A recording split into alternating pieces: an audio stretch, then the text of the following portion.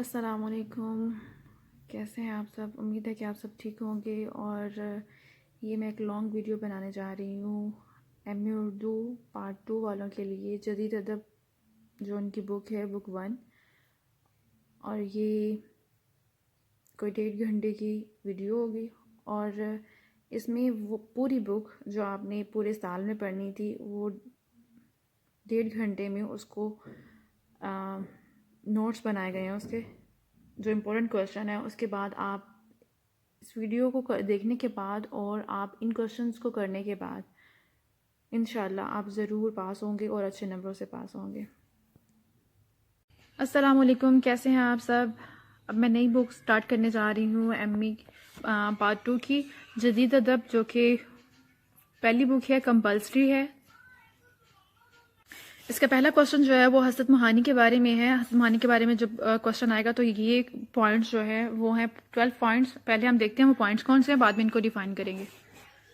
پیدائش اور ابتدائی زندگی، تعلیم، غزل کا نیا رنگ آہنگ، اساتذہ فن سے اکتساب، حسرت کی شاعری کی خصوصیات، ندرت ادا، سادگی، سلاست، رمزیہ اور عشقیہ باتیں، حسن پرستی، غم و نشاط کا حسین امتزاج، حبیہ شاعری، اساسی شاعری، معرفت فلسفہ۔ حضرت موہانی، پیدائش اور ابتدائی زندگی۔ سید فضل حسن ان کا نام تھا اور حسرت تخلص رکھتے تھے۔ ان کی پیدائش 1875 میں قصبہ موہان میں ہوئی۔ یہ بھارتی صوبے یو پی کے ضلع اناؤ کا ایک چھوٹا سا قصبہ ہے۔ حسرت کے والد کا نام سید اظہر حسین تھا۔ ان کے آباء و اجداد اعلیٰ سید محمود نشا پور سے سکونت ترک کر کے قصبہ موہان میں آ کر سکونت پذیر ہو گئے۔ حسرت کا سلسلہ نسب امام علی ابن موسیٰ رضا رحمۃ اللہ علیہ سے ملتا ہے۔ تعلیم۔ حسرت کی ابتدائی تعلیم قصبہ کے مکتب سے ہوئی، جہاں آپ نے اردو، فارسی اور دنیات کی تعلیم پائی۔ 1894 میں مڈل کا امتحان اس اعزاز کے ساتھ پاس کیا کہ صوبہ بھر میں اول رہے۔ اس کے بعد مزید تعلیم کے لیے فتح پور چلے گئے اور وہاں 1899 میں میٹرک کا امتحان پاس کیا، اور بی اے کے لیے وہ علی گڑھ چلے گئے اور وہاں سے 1903 میں بی اے کی ڈگری لی۔ زمانہ طالب علمی سے ہی ان کی شاعری کا آغاز ہو گیا تھا اور یونیورسٹی میں ان کی شاعری خوب شرح تھا۔ شاعری جو تھی وہ ان کی بہت مشہور تھی۔ حسرت انگریزوں اور ان کی حکومت کے سخت خلاف تھے اور ان پر تند و تیز تنقید کرتے اور برٹش راج کے خلاف آواز بلند کر رہے تھے۔ چنانچہ دوران تعلیم 3 بار انہیں کالج سے نکالا گیا۔ بی اے کرنے کے بعد انہوں نے اردو معلّہ جو رسالہ تھا، سیاسی رسالہ نکالا۔ یہ رسالہ 1903 کو جاری ہوا تھا اور 1908 تک نکلتا رہا۔ 1908 میں اردو معلّہ کے ایک مضمون مصر میں انگریزی کی پالیسی شائع ہوا۔ اس مضمون کے سلسلے میں حسرت پر ایک مقدمہ چلا اور انہیں 2 سال کی قید ہو گئی، اور 1910 میں قید سے رہائی پا کر جب حسرت باہر آئے تو یہ رسالہ پھر سے جاری کیا، مگر کسی مجبوری کی وجہ سے ان کو یہ بند کرنا پڑا۔ تیسری بار یہ رسالہ 1925 میں جاری ہوا اور 1929 تک نکلتا رہا۔ جیل میں حسرت کے ساتھ انتہائی سختیاں کی جاتی تھیں۔ انہیں قید تنہائی دیا جاتا تھا اور من بھر جو گندم تھی وہ ان سے پسوائی جاتی تھی، مگر انہوں نے صبر، تحمل اور وقار کے ساتھ یہ مشکل وقت گزارا۔ غزل کا نیا رنگ۔ حضرت موہانی 20ویں صدی کے ایک اہم غزل گو شاعر ہیں۔ حضرت موہانی نے غزل کو اس وقت نام اس کا روشن کیا جب اردو میں نظم نگاری کی طرف رجحان عام تھا۔ جب نظم کے مشاعرے ہو رہے تھے تو اس وقت ایسے محسوس ہو رہا تھا جیسے کہ جو غزل ہے نا اس پہ کاری ضرب لگائی جا رہی ہے اور اس کو نظر انداز کیا جا رہا ہے۔ اس دور میں حسرت نے نہ صرف غزل کا وجود برقرار رکھا بلکہ رنگ و آہنگ میں ایک نیا رنگ و آہنگ غزل میں نکالا، اور اس دور میں غزل بے جان، بے حال اور کمزور ہو چکی تھی۔ غزل کے بے جان اور کمزور بدن میں حسرت نے خون زندگی دوڑایا اور اس کا رنگ روپ نکھر آیا۔ بقول علامہ سلمان ندوی، غزل گو لکھنؤ کے تسناء اور غالب کی مشکل گوئی کے کوچے سے سادگی، آسان گوئی اور حقیقت کی نئی منزل تک پھیلانا شاعری میں حسرت کا تجدیدی کارنامہ ہے۔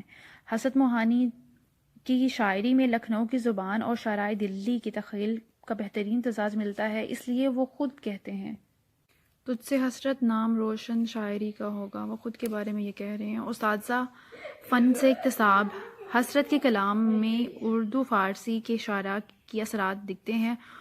ان کی شاعری میں لکھنوئی اور دلی دونوں کے انداز پائے جاتے ہیں۔ انہوں نے غالب نسیم، مومن انشا، جرات مصحفی اور میر کے کلام سے اکتساب فن کیا۔ اکتساب کا مطلب ہے حاصل کرنا۔ وہاں وہ سعدی، حافظ اور نظیر وغیرہ کے بھی گوشہ چین ہیں۔ گوشہ چین چننے والا ہے کہ انہوں نے سب کی شاعری میں سے بہت کچھ سیکھا اور ان کو اپنی شاعری میں کچھ نیا پن لائے اس کے حساب سے۔ وہ جن اساتذہ فن سے فیض حاصل کرتے ہیں وہ اس کا اعتراف کرنے سے نہیں چوکتے۔ حسرت کہتے ہیں طبع حسرت نے اٹھایا ہے ہر استاد سے فیض۔ حسرت نے ذاتی احساسات، انفرادی وجدان کو بالکل نئے سانچے میں ڈھال کر نئے انداز سے بیان کیا ہے۔ بقول فراغ گورکھپوری، حسرت اردو غزل کی تاریخ میں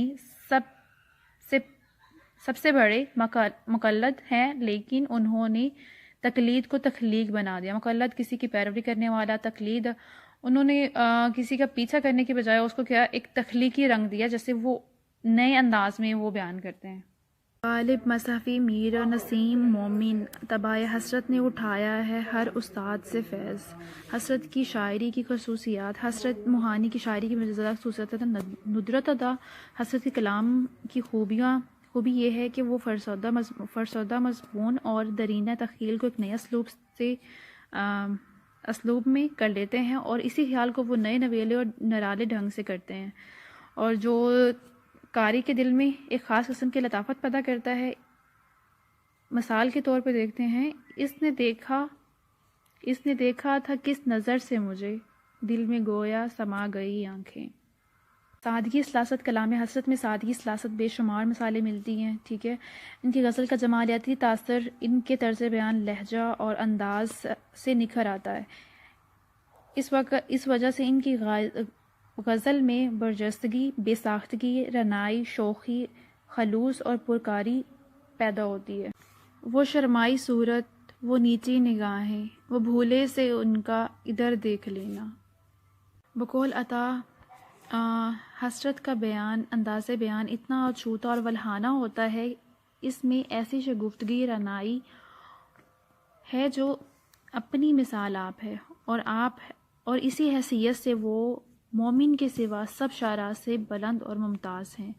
رمزیہ اور عشقیہ باتیں ان کی شاعری میں ملتی ہیں۔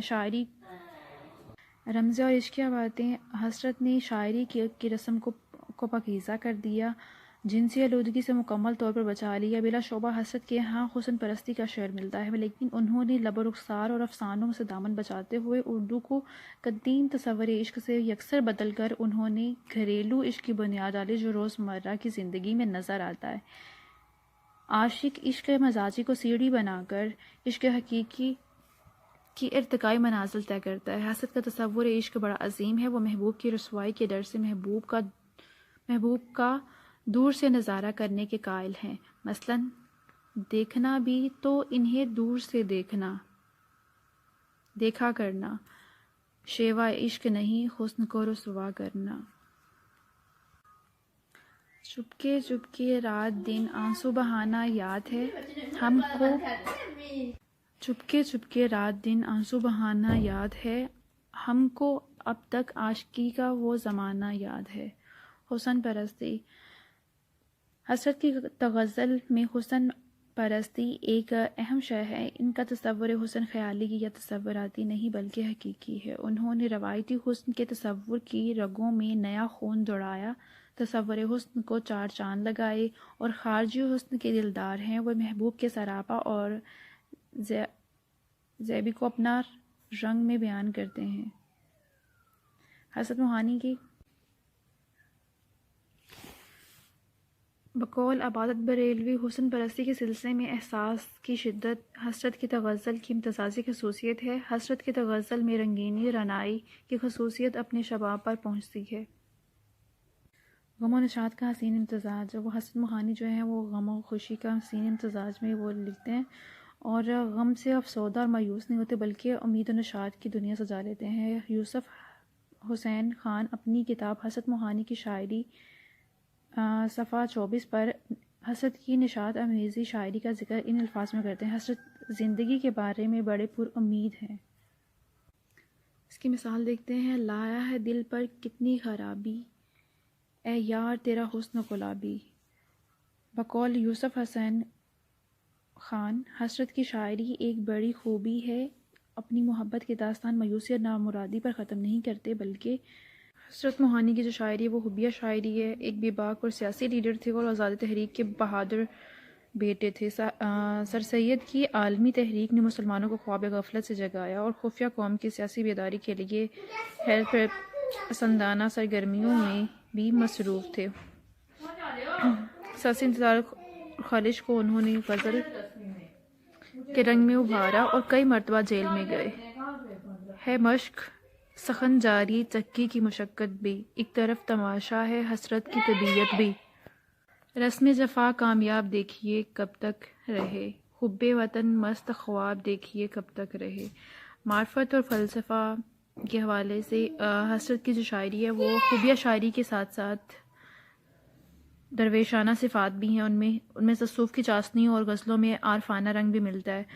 اور اس کی مثال دیکھتے ہیں: تیرے عشق میں کیا سے کیا ہو گئے ہم، سیاگار تھے باصفا ہو گئے ہم۔ حسرت کے کلام کی خصوصیات کے پیش نظر ہم کہہ سکتے ہیں کہ ان کے کلام میں محبت، حسن و جمال اور فکر عمل کا کمال ہے، اس لیے ان کو بجا طور پر تہذیب عاشقی کا شاعر کہا جاتا ہے۔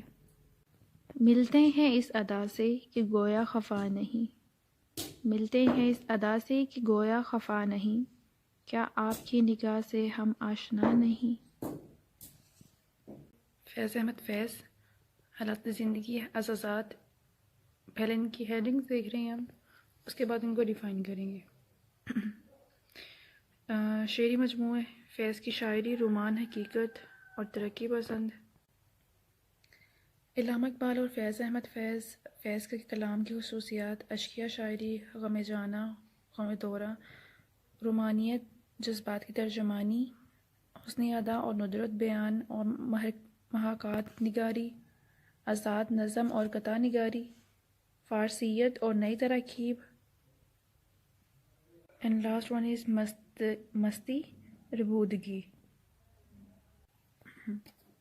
فیض احمد فیض، حالات زندگی۔ فیض کا اصل نام فیض احمد خان تھا، لیکن اردو کی دنیا میں فیض احمد فیض کے نام سے مشہور ہوئے۔ فیض احمد فیض 13 فروری 1911 کو سیالکوٹ کے ایک قصبہ قادر میں پیدا ہوئے۔ 1915 میں انہوں نے قرآن پاک حفظ کرنا شروع کیا۔ 1916 میں فیض بھی سیالکوٹ کے مکتب میں شریک کروائے گئے۔ عربی فارسی کی ابتدائی تعلیم حاصل کی۔ فیض کے والد چودھری سلطان محمد خان سیالکوٹ کے مشہور بیرسٹر تھے۔ فیض کو بچپن ہی سے علم و ادب میں ہی دلچسپی تھی۔ انگریزی اور عربی زبان ادب میں ایم اے کیا۔ تعلیم و تدریس سے وابستہ رہے۔ فوج میں بحیثیت کیپٹن ملازم ہوئے اور ترقی پا کر میجر اور لیفٹیننٹ کرنل بھی بنے۔ بعد میں محکمہ اطلاعات نشریات میں بطور اعزازی مشیر خدمات انجام دیں۔ قومی ادبی اکادمی پاکستان کے صدر بھی منتخب ہوئے۔ ان کی شادی لندن کی خاتون مس ایلس چارچ سے ہوئی، 28 اکتوبر 1941 کو ہوئی۔ 20 نومبر 1984 میں لاہور کے ہسپتال میں انتقال ہوا۔ اعزازات: 1962 میں لیدن انعام اور 1976 میں ایفور ایشیائی لوٹس انعام دیا گیا۔ فوجی ملازمت کے دوران MBE کا خطاب ملا۔ MBE وہ خطاب ہوتا ہے جو برٹش لوگوں کی طرف سے آپ کو آنر میں ملتا ہے، کنگ یا کوئین کی طرف سے کسی اچیومنٹ پر، اسے MBE کہتے ہیں۔ شعری مجموعہ نقش فریادی، دست صبا، زندان نامہ، دست نہاسنگ، شام شہریارا، میرے دل میرے مسافر۔ انہوں نے ڈرامے بھی لکھے اور ایک آدھ فلموں کے لیے انہوں نے نغمے بھی لکھے ہیں۔ فیض کی شاعری رومان، حقیقت اور ترقی پسند۔ فیض احمد فیض دور حاضر کا مشہور و ممتاز شاعر ہے جنہوں نے 20ویں صدی میں اقبال کے بعد سب سے زیادہ شہرت، مقبولیت اور اہمیت حاصل کی۔ فیض 1936 میں جب ان کی شاعری منظر عام پر آئی تو اس وقت ترقی پسند تحریک کا آغاز ہو چکا تھا، جس کا بنیادی مقصد عوامی ادب پیدا کر کے عوام کو ان کے مسائل اور حقوق کا احساس دلانا تھا۔ فیض کی شاعری میں خارجیت اور داخلیت دونوں پہلوؤں کا خوبصورت ملاپ ہے۔ فیض کی شاعری کے دو حصے ہیں، رومانی، سیاسی۔ فیض کی رومانی اور سیاسی شاعری کا انداز ایک جیسا ہے، دونوں کا مزاج اور مٹھاس ایک سی ہے اور وہ ہر بات بڑے ملائم اور میٹھے انداز میں کہتے ہیں۔ ان کے ہاں تلخی بیزاری کا اظہار نہیں ملتا، بلکہ امید، امنگ اور اعتماد کی فضا ملتی ہے۔ ہر حالات سے مایوس ہونے کی بجائے بلکہ جذبہ اور حوصلے سے ان کے خلاف جنگ لڑتے ہیں اور اپنی فتح کی امید پر مکمل طور پر یقین رکھتے ہیں۔ علامہ اقبال اور فیض احمد فیض کو بھی علامہ اقبال کی طرح میر حسن جیسے استاد کے شاگرد بھی رہے، لیکن علامہ اقبال اور فیض احمد فیض دونوں بڑے شاعر ہیں، لیکن علامہ اقبال کا راستہ فیض سے جدا ہے۔ فیض کے کلام کی خصوصیات جو کہ مندرجہ ذیل ہیں یا جو ہم آگے دیکھتے ہیں۔ اشکیہ شاعری۔ فیض کی اشکیہ شاعری حقیقی جذبات کی عکاسی ہے اور محبت کے اظہار کا ایک دل آویز نمونہ ہے۔ اس اظہار میں چاند کی چاندنی کی سی ٹھنڈک ہے اور سکون ہے۔ نقش فریادی میں فیض احمد فیض ایک ایسے عاشق کے طور پر سامنے آتے ہیں جو محبوب کی یاد کو دل کا قرار سمجھتے ہیں۔ جب محبوب کی یاد آتی ہے تو انہیں ایسے معلوم ہوتا ہے جیسے ویرانے میں چپکے سے بہار آ جائے۔ فیض احمد فیض کے دل میں جوان جذبے مچلتے ہیں۔ فیض محبوب کے حسن کو بہار کہتے ہیں۔ رات یوں دل میں تیری کھوئی ہوئی یاد آئی، جیسے ویرانے میں چپکے سے بہار آئی۔ نیکسٹ شعر ہے، آ کے کچھ دل کے سنا لیں ہم، آ محبت کے گیت گا لیں ہم۔ فیض آتے ہیں راہ عشق میں جو سخت مقام، آنے والوں سے کہو ہم تو گزر جائیں گے۔ غم جانا غم دورہ۔ فیض کے ہاں جتنا گہرا تعلق محبت اور انقلاب میں ہے، اتنا ہی گہرا تعلق ان کے ہاں غم جانا غم دورہ میں ہے۔ دراصل دونوں چیزیں ایک ہی حقیقت کے دو پہلو ہیں، دونوں ساتھ ساتھ چلتے ہیں۔ یہ عہد ترک محبت ہے کس لیے آخر، سکون قلب ادھر بھی نہیں ادھر بھی نہیں۔ آج ان کی نظر میں کچھ ہم نے سب کی نظریں بچا کے دیکھ لیا۔ رومانیت۔ فیض کی شاعری پڑھتے ہوئے یہ احساس ہوتا ہے کہ ان کا محبوب سر و قامت یعنی کہ بہت لمبا ہے، وہ اتنا حسین ہے کہ اس کی یاد سے ویرانے میں بہار آ جاتی ہے، بیمار کو قرار آ جاتا ہے، اور اس کے ہونٹ اتنے رسیلے ہیں اور آنکھیں اتنی حسین کہ ان میں غرق ہونے کو جی چاہتا ہے۔ ان کے سینے میں ایک پیار بھرا دل دھڑکتا ہے۔ ان کے کلام میں لطیف، پرکیف، نرم، نازک، رومانی فضا چھائی دکھائی دیتی ہے۔ مثلاً تو نے دیکھی ہے وہ پیشانی، وہ رخسار، وہ ہونٹ، زندگی جن کے تصور میں لٹا دی ہم نے۔ جذبات کی ترجمانی۔ شاعری احساس، محسوسات اور جذبات کو دیکھنے کا نام ہے۔ جذبات کی ترجمانی کے لیے صدق خلوص کا ہونا انتہائی ضروری ہے۔ جذبے کی صداقت اور اسلوب کی لطافت سے شاعری میں وزن پیدا ہوتا ہے۔ تمہاری یاد کے جب زخم بھرنے لگتے ہیں، کسی بہانے تمہیں یاد کرنے لگتے ہیں۔ ہر اجنبی ہمیں محرم دکھائی دیتا ہے، جو بھی تیری گلی سے گزرنے لگتے۔ حسن ادا اور ندرت بیان۔ ندرت بیان شاعر کی لفظوں پر گرفت کو ظاہر کرتی ہے۔ فیض کے ہاں لفظ قطار باندھے انہیں خوش آمدید کہتے دکھائی دیتے ہیں۔ فیض کے ہاں ندرت بیان اور حسن ادا حسن ادا کی دلکش مثالیں ملتی ہیں۔ اس کے لیے جذبے کی صداقت اور کلام کی قدرت ہونا ضروری ہے، جو ہر کسی کو میسر نہیں ہوتی لیکن فیض کو میسر ہے۔ ادائے حسن کی معصومیت کو کم کر دے، گناہگار نظر کو حجاب آتا ہے۔ محاکات نگاری کسی شاعر کی ممتاز خوبی سمجھی جاتی ہے۔ محبوب کی سراپا نگاری اور مظاہر فطرت کی منظر کشی کے لیے تخیل کی بلند پروازی کی ضرورت ہوتی ہے۔ فیض ان پر کامل قدرت رکھتے ہیں۔ آزاد نظم اور قطع نگاری فیض کی نظم اور غزل کے علاوہ آزاد اور مصری نظمیں بھی لکھتے ہیں۔ کتب آور اور دل آویز قطعے بھی لکھے۔ ان کی نظم تنہائی میں رمزیت اور شعریت کا ایک حسین امتزاج ہے۔ فارسیت اور نئی تراکیب فیض اردو عربی کے ساتھ ساتھ فارسی زبان پر بھی کامل عبور رکھتے تھے۔ اسی حوالے سے انہوں نے زبان شیریں فارسی کی تراکیب کا اپنے کلام میں استعمال کیا، جیسے کہ پس زندان، سرو سمن، شعلہ رخسار وغیرہ۔ مستی ربودگی فیض کی نظموں اور غزلوں میں مستی ربودگی کی کیفیت بھی ملتی ہے۔ شاعرانہ رعنائی اور نغمگی نے اس کو اور بھی دل آویز اور خوبصورت بنا دیا ہے۔ اس کی مثال دیکھتے ہیں۔ جب تجھے یاد کر لیا صبح مہک مہک اٹھی، جب تیرا غم جگا لیا رات مچل مچل گئی۔ یاس یا گانا چنگیزی، اور سب سے پہلے اس کی ہیڈنگز دیکھیں گے اور اس کے بعد اس کو ڈیفائن کریں گے۔ یاس گانا، مرزا یاس گانا حالات زندگی، مرزا یاس یگانا اور لکھنوئی ماحول، یگانا کی خود پرستی، عشق سے بیگانہ شاعری، یگانا کے کلام کی خصوصیات، ندرت ادا، سوز و گداز، جھنجھلاہٹ، اخلاق کی تعلیم، رشک، خودداری، تنگ مزاجی، جبر و قدر، فلسفہ حکمت کی آمیزش۔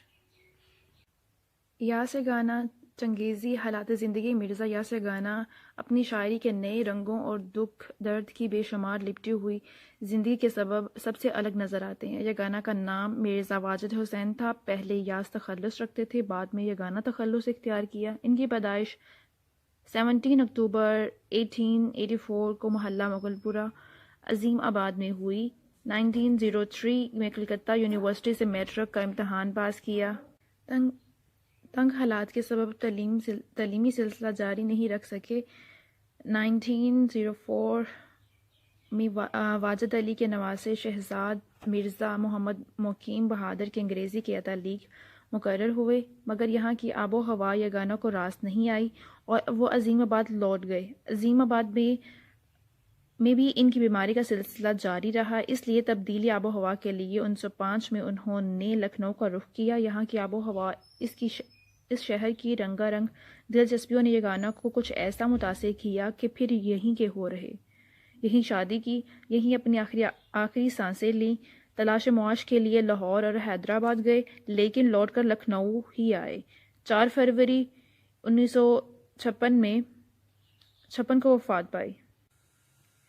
پہلے میں سارا کوشچن ریڈ کرتی ہوتی تھی، لیکن ابھی میں تھکاوٹ کی وجہ سے اور کچھ جو ریکویسٹ آ رہی ہیں کہ ساری جو ہے نوٹس ان کو اپلوڈ کر دیں، تو ابھی مجھے یہ تھا کہ میں اپنا کوشچن ضرور اپلوڈ کر دوں، اور ابھی میں نے ٹرائی کیا ہے کہ اس کو میں PDF میں کر دوں، جو کہ میں نے کر لیا ہے۔ ہوپ فلی آپ کو سمجھ آ جائے، اور بہت اچھی کوالٹی میں PDF میں ہو گیا۔ آپ ڈسکرپشن میں اس کا لنک دے دوں گی، اور یہ وہ نوٹس تیار کیے ہوتے ہیں جو انٹرنیٹ سے یا دوسری بکس وغیرہ سے لیے جاتے ہیں، یا نوٹ سے ہی کاپی کیے جاتے ہیں لیکچر وغیرہ سے۔ اور اگر کچھ چیزیں ایسی ہوتی ہیں جو وہ بک سے دیکھنی ہوتی ہے، جیسے یہاں یہ گانا کے کلام کی خصوصیات ہیں، وہ بک سے یاد کرنی ہے۔ اگر آپ کو لگے کہ مجھے وہ بھی ساتھ میں اپلوڈ کرنی چاہیے یا اس کی مجھے دینی چاہیے، PDF میں کرنا چاہیے، تو وہ آپ مجھے بتا دیں۔ باقی آئی تھنک سب کے پاس بکس تو ضرور ہوں گے، اس لیے میں نے جو نوٹس ہیں صرف جو زیادہ ضروری ہیں وہ میں نے آپ سے شیئر کر دی ہیں۔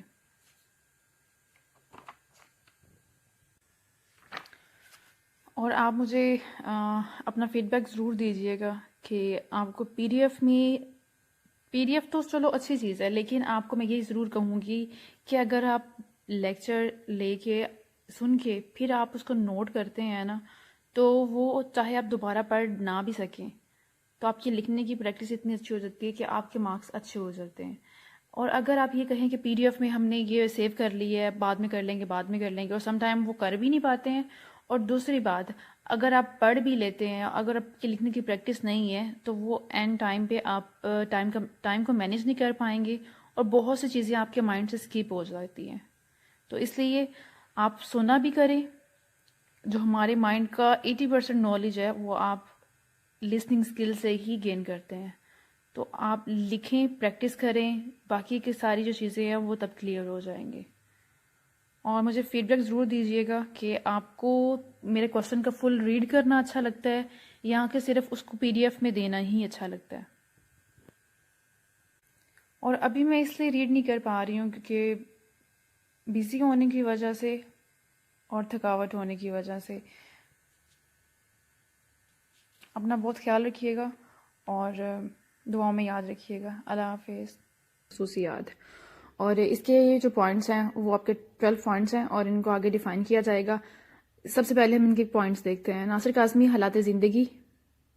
تصنیفات: ناصر کاظمی کی غزل کی خصوصیات: انفرادیت، اداسی، عشق کا بدلتا رنگ یا رویہ، محبوب کی سراپا نگاری، عشق کی واردات کیفیت کا تنوع، اجنبیت کا شدید احساس، ماضی کا تذکرہ، غم عشق، تنہائی کا احساس۔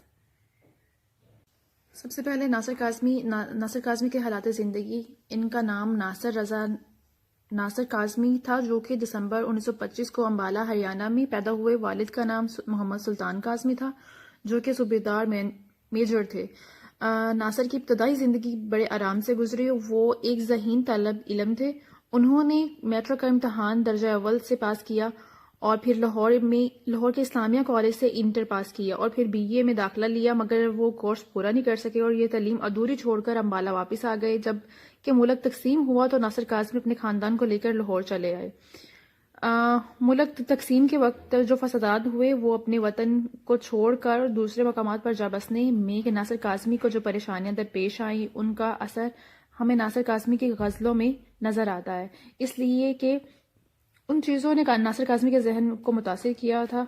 فسادات میں جو بے گناہ لوگ مارے گئے، بستیاں اجڑ گئیں، گھر جل گئے، عزیز و اقارب اور دوست احباب بچھڑ گئے۔ یہ تمام حالات شاعر کو اداس کر دیتے ہیں۔ ناصر کاظمی کے والد کے انتقال کے بعد گھر کی ذمہ داری ناصر کاظمی پر آ گئی تھی۔ انہوں نے چھوٹی موٹی نوکریاں بھی کی، بالآخر ریڈیو اسٹیشن کی نوکری اختیار کر لی جو آخر تک جاری رہی۔ ناصر کاظمی کا انتقال 47 سال کی عمر میں 1972 میں لاہور میں ہوا۔ تصنیفات: ان کی درجہ ذیل تصنیفات ہیں: برگن دیوان، پہلی بارش، نشاط خواب، سر کی چھایا، انتخاب میر، انتخاب نظیر، انتخاب ولی، انتخاب انشا، ناصر کاظمی کی ڈائری۔ ناصر کاظمی کی غزلوں کی خصوصیات جو کہ مدرجہ ذیل ہیں۔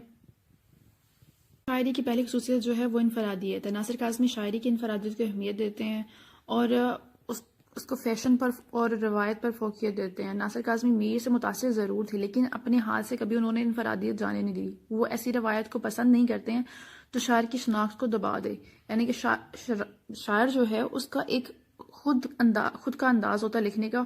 کسی سے متاثر ہونے کا مطلب یہ نہیں ہے کہ اسی کا انداز اپنا لیا جائے اور اپنی شناخت کھو دی جائے۔ اداسی: ناصر کاظمی نے اپنی غزلوں میں اداس یا اداسی کے الفاظ کثرت سے استعمال کیا۔ ناصر کاظمی کی شاعری میں ہمیں یہ اداسی کی فضا ملتی ہے۔ ایسا محسوس ہوتا ہے کہ یہ اداسی صرف شاعر کی اداسی نہیں ہے بلکہ اس ملک اور یا اس عہد کی اداسی ہے۔ یہ کیفیت ان کے اشعار میں جگہ جگہ ابھر کر سامنے آتی ہے۔ ظاہر ہے جب انہوں نے پاکستان اور ہندوستان کو الگ ہوتے دیکھا، اس میں جو ان کے رشتہ دار دوست احباب مارے گئے، اس کی وجہ سے ان کی شاعری میں یہ اداسی ملتی ہے۔ اداسی کے حساب سے ان کی جو اشعار ملتے ہیں: دل تو میرا اداس ہے ناصر، شہر کیوں سائیں سائیں کرتا ہے، یوں ہی اداس رہا میں تو دیکھنا ایک دن، تمام شہر میں تنہائیاں بچھا دوں گا۔ بیٹھے بیٹھے برس پڑی آنکھیں، کر گئیں پھر سے کسی کی آس اداس، ہمارے گھر کی دیواروں پہ ناصر اداسی بال کھولے سو رہی ہے۔ یہ ان کے اشعار ہیں۔ عشق کا بدلتا رویہ۔ ناصر کاظمی کی شاعری کی خوبیوں کا جائزہ لیتے وقت ہماری نظر ان کی کچھ اہم شعری خوبیوں کی طرف جاتی ہے۔ مثلاً ہمارے عہد میں عشق کا رویہ، بدلتا رویہ میں نئی نسل میں جو بے باکی آتی ہے، خودداری اور خود اعتمادی ہے۔ عشق غزل کا بنیادی موضوع ہے جو کہ ناصر کاظمی کے ہاں بھی ملتا ہے، لیکن ان کے ہاں پیش کردہ عشق مضامین کا معاملہ مختلف ہے۔ ان مضامین میں نوجوان نسل کے وہ مزاج ہے جو کہ آج کل کے پائے جاتے ہیں، جیسے کہ محبوب جو ہے وہ اپنے عاشق جو ہے وہ اپنے محبوب کی پرستش نہیں کرتا ہے، جس کو اس کے نام سے کبھی کبھی وحشت بھی ہوتی ہے اور جسے ترک محبت کے باوجود بھی اپنے محبوب کی ضرورت بھی پڑتی ہے۔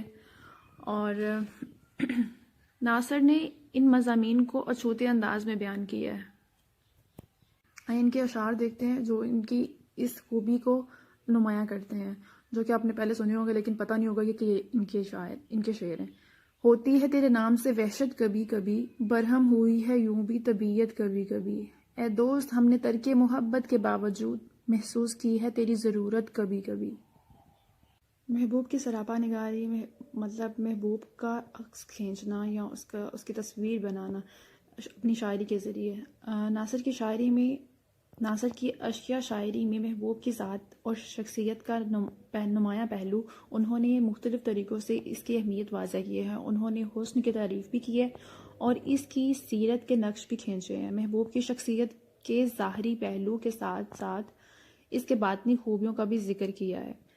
جہاں بھی انہوں نے محبوب کی سراپا نگاری کی ہے وہاں مشاہدے سے زیادہ محسوسات کا پہلو غالب ہے۔ اور اس پیکرے ناز کا فسانہ دل ہوش میں آئے تو سنائے، اڑتی ہوئی زلف یوں پریشاں جیسے کوئی راہ بھول جائے۔ عشق کی واردات و کیفیت کا تنوع۔ محبوب کے حسن کی ظاہری اور باطنی تصویر کشی کے ساتھ ساتھ ناصر کی غزلوں میں عشق کی واردات و کیفیت کی ترجمانی بھی نظر آتی ہے۔ اس سلسلے میں ان کے ہاں خاصا تنوع پایا جاتا ہے۔ تنوع مطلب ورائٹی پائی جاتی ہے۔ انسان کی داخلی جذباتی زندگی کے مختلف معاملات اور ان کے محرکات سب کی انہوں نے بھرپور تصویر کشی کی ہے۔ ناصر نے جس عشق کی تفصیلات اپنی غزلوں میں پیش کی ہے اس کی نوعیت تمام تر جذباتی نہیں، انسانی زندگی کے بنیادی حقوق سے اس کا تعلق ہے، اور اس میں کوئی شبہ نہیں کہ جن معاملات اور واردات کیفیت کو انہوں نے پیش کیا ہے ان میں زندگی کی بعض اہم اور بنیادی حقیقتوں کی جھلکیاں نظر آتی ہیں۔ انہوں نے عشق کے جذبے کو موجودہ دور کے ایک عام انسان کی حرکات کا روپ دیا ہے۔ یہی وجہ ہے کہ عشق میں رنگینیوں کے خیالات کے ساتھ ساتھ انہیں غم کا خیال بھی آتا ہے۔ اداس رہنے میں ایک لذت سی محسوس ہوتی ہے، زمانے کا غم انہیں گھیرے رکھتا ہے اور وہ حسن عشق کے معاملات و مسائل کو اس سے الگ کر کے نہیں رکھ سکتے۔ اس لیے ان کے ہاں عشقیہ واردات کے ساتھ زمانے کے غم کا احساس اتنا شدید ہے۔ کہاں ہے تو کہ تیرے انتظار میں اے دوست، تمام رات سلگتے ہیں دل کے ویرانے۔ مجھے یہ ڈر ہے کہ تیری آرزو نہ مٹ جائے، بہت دنوں سے طبیعت میری اداس ہے۔ پھر اس کی یاد میں دل بے قرار ہے ناصر، بچھڑ کے جس سے ہوئی شہر شہر رسوائی۔ تیرا ملنا تو خیر مشکل تھا، تیرا غم بھی جہاں نے چھین لیا۔ اجنبیت کا احساس۔ ناصر کاظمی نے جہاں اپنے آپ کو اداس اور تنہا کہا ہے وہاں وہ خود کو اجنبی مسافر بھی کہتا ہے۔ اس کی وجہ یہ ہے کہ اسے تقسیم کے وقت اپنا وطن اور گھر بار چھوڑنا پڑا، اس لیے وہ عمر بھر اپنے آپ کو بے وطن اور اجنبی محسوس کرتا رہا۔ جہاں کوئی بستی نظر آ گئی وہیں رک گئے اجنبی قافلے۔ یہ ان کا شعر ہے۔ ماضی کا تذکرہ ناصر کاظمی کی شاعری پڑھتے ہوئے ماضی آنکھوں کے سامنے آ جاتا ہے جب بر صغیر پر انگریز بہادر کی حکومت تھی۔ ماضی کی یادیں مختلف مضامین کا روپ دھار کر ناصر کاظمی کی شاعری کا حصہ بن گئیں۔ دھیان کے آتش دان میں ناصر بجھے دنوں کا ڈیرا پڑا ہے، آنکھوں میں چھپائے پھر رہا ہوں یادوں کے بجھے ہوئے سویرے۔ غم عشق ہماری اردو شاعری میں عشق محبت کا موضوع سب سے زیادہ اہم اور مقبول ہے۔ غزل عشق محبت ہی کا دوسرا نام ہے۔ ناصر کاظمی کے کلام میں عشق کی میٹھی میٹھی کسک محسوس ہوتی ہے۔ عشق ناصر کاظمی کے خون میں رچا بسا ہے، اسی لیے اس کی غزل میں سوز و گداز کی کیفیت پیدا ہوتی ہے۔ یاد آتا ہے روز و شب کوئی، ہم سے روٹھا ہے بے سبب کوئی۔ ڈاکٹر محمد کامران اپنی کتاب اردو زبان ادب کے مختصر تاریخ میں لکھتے ہیں، اداسی ناصر کے فن کی پہچان اور سوز کو ساز بنانے کا وسیلہ بن گئی۔ یعنی اداسی جو ہے وہ اس کے فن کی پہچان ہو گئی، اور جو غم جو ہے اسی کو اس نے ساز کا وسیلہ بنا لیا۔ بقول ناصر کاظمی جو کہ اپنی غزل کے بارے میں کہتے ہیں، غزل میری زندگی ہے اور اس کے دھن میں دن رات مست رہتا ہوں۔ ناصر کاظمی کی شاعری کے اہم موضوعات میں قیام پاکستان ہے۔ ڈاکٹر عبادت بریلوی اپنی مضمون ناصر کاظمی میں لکھتے ہیں، ناصر کاظمی صحیح معنیوں میں غزل کا پاکستانی شاعر ہے، کیونکہ پاکستان کے بنیادی مسائل کی روح ناصر کاظمی کے کلام میں اس طرح گل مل گئی ہے کہ جس کی وجہ سے ان کا کلام پاکستانی مسائل کا آئینہ بن گیا۔ ناصر کاظمی کی شاعری ہجرت کا شوق بن گئی۔ ہجرت کے واقعات کے مناظر جب ناصر کاظمی کی آنکھوں میں گھومتے ہیں، جب وہ لوگوں کو مصیبتوں میں گرفتار دیکھتے ہیں، لوٹے ہوئے قافلوں کی دردناک آوازیں سنتے ہیں، تو ناصر کاظمی خدا کو پکارتے ہیں۔ ناصر کا یہ شعر ملاحظہ خط کریں جس میں وہ خدا کو پکارتے ہیں، او میرے مصروف خدا اپنی دنیا دیکھ ذرا۔ تنہائی کا احساس ناصر کاظمی کے کلام میں اداسی کا جو عنصر پایا جاتا ہے، اس کا سبب تنہائی ہے۔ ڈاکٹر آفتاب احمد ناصر کاظمی کی تنہائی کے بارے میں کچھ اس طرح اظہار خیال کرتے ہیں، ناصر نے بار بار اپنے آپ کو اداس شاعر کہا ہے، واقعی وہ کتنا غمگین، کتنا تنہا شاعر تھا۔ ناصر کے پہلے مجموعہ کلام برگ نے کی پہلی غزل کا مطلع ہے، ہوتی ہے تیرے نام سے وحشت کبھی کبھی، برہم ہوئی ہے یوں بھی طبیعت کبھی کبھی، تنہائی میرے دل کی جنت، میں تنہا ہوں میں تنہا تھا۔ فراق گورکھپوری حالات زندگی تصانیف فراق کی شاعری پر دوسرے شاعراء کا اثر، فراق کی اشقیہ شاعری، وصل و ہجر، درد غم کے عناصر، محبوب کو یاد کرنے اور بھلانے کا عمل، فراق کی شاعری میں محبوب کا تصور، عشق کی بے کسی کا شاعرانہ اظہار، غم و الم کا عنصر، فراق کی شاعری میں قوت شفا کا عنصر، خالص کیفیت کا عنصر، تشبیہات و استعارات کا استعمال، زبان و بیان۔ گورکھپوری حالات زندگی فراق گورکھپوری کا اصلی نام راکھوپتی سہائی اور تخلص فراق رکھتے تھے۔ ان کی پیدائش 28 اگست 1896 کو گورکھپور ہندوستان میں ہوئی۔ ان کے والد کا نام منشی گورکھ پرساد تھا جو مشہور وکیل تھے، وہ شاعری میں بھی مشہور تھے، اور ان کا تخلص ابرد تھا۔ فراق کی تعلیم الہ آباد میں حاصل کی اور اردو فارسی کے علاوہ انگریزی کی بھی تعلیم حاصل کی۔ انگریزی میں ایم اے کرنے کے بعد الہ آباد یونیورسٹی میں انگریزی کے استاد ہو گئے، یہیں سے 1959 میں ریٹائر ہوئے اور بالآخر ان کی وفات 3 مارچ 1982 کو ہوئی۔ تصانیف فراق گورکھپوری کے کلام کے کئی مجموعے شائع ہوئے جو کہ یہ ہیں: روح کائنات، رمز و کنایہ، غزلستان، شبنمستان، گل نغمہ۔ خاص طور پر قابل ذکر ہیں۔ ان کے تنقیدی مضامین کا مجموعہ اندازے اردو کی اشیا شاعری بہت ہی اہمیت رکھتی ہے۔ شاعری میں فراق کی غزل اور ان کی ربائی کا انداز سب سے الگ ہے۔ انہوں نے ربائی کی صنف کو ہندوستانی ثقافت کا ترجمان بنا دیا۔ فراق کی شاعری ہر دوسرے شاعر کا اثر۔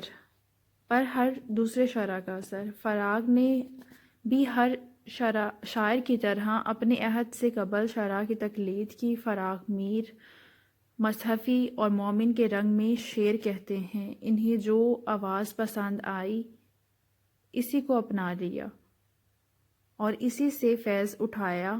ان کے ابتدائی کلام پر امیر میانائی کا رنگ غالب دکھائی دیتا ہے۔ فراق نے بہت سے شاعراء کا اثر قبول کیا۔ ناقدین کے فراق کے کلام پر میر، مصحفی، آتش، مومن اور حسرت موہانی کے اثرات کا تذکرہ کیا گیا ہے۔ بعض ناقدین نے فراق کو مومن اور حسرت سے زیادہ قریب قرار دیا ہے۔ فراق خود لکھتے ہیں، میں نے حسرت سے بہت کچھ سیکھا ہے، بہت کچھ پایا ہے، بہت کچھ اثر لیا ہے۔ اب ہم ان کے شعر دیکھتے ہیں۔ ہم سے کیا ہو سکا محبت میں، خیر تم نے تو بے وفائی کی۔ ٹوٹا دل اس طرح کہ خدا یاد آ گیا، اس آئینے کے ٹکڑے سبھی حق نما ہوئے۔ فراق کی اشیا شاعری فراق غزل کے اہم اور توانا شاعر ہیں۔ غزل ایک ایسا درخت ہے جو عشق کی جڑوں کے سہارے کھڑا دکھائی دیتا ہے۔ عشق و عاشقی کے مضامین غزل کے ہر شاعر نے باندھے ہیں۔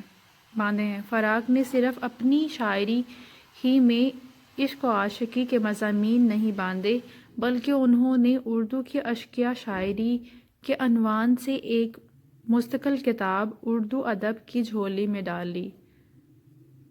ہم کو اپنا بھی اعتبار نہیں، خیر تیرا تو اعتبار کریں۔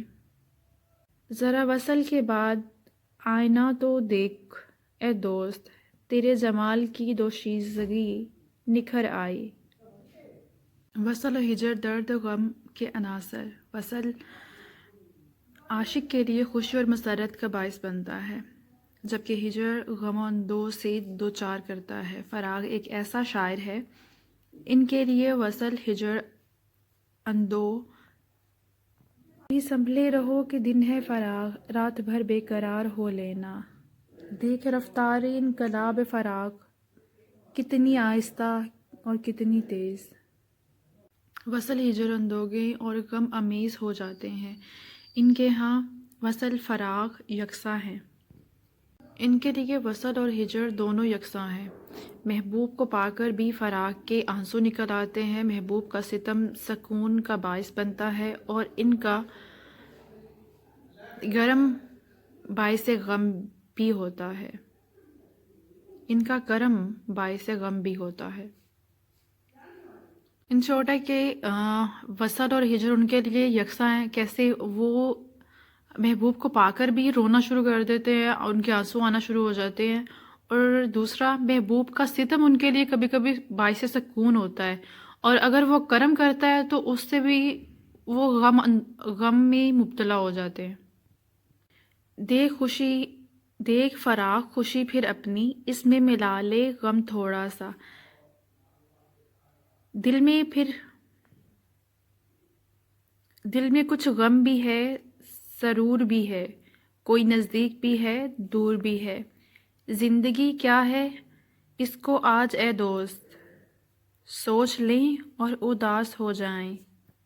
کو یاد کرنے اور بھلانے کا عمل۔ فراق کی شاعری کا مطالعہ کریں تو اجتماع عزالدین کی ایک صورت یہ بھی سامنے آتی ہے کہ وہ محبوب کو جتنی شدت سے یاد کرتے ہیں، اس سے بھلانے میں بھی اتنی ہی شدت کا اظہار کرتے ہیں۔ اب اس سے ریلیٹڈ ان کے شعر دیکھتے ہیں۔ تجھے یاد کرتا ہوں اور سوچتا ہوں، محبت ہے شاید تجھے بھول جانا۔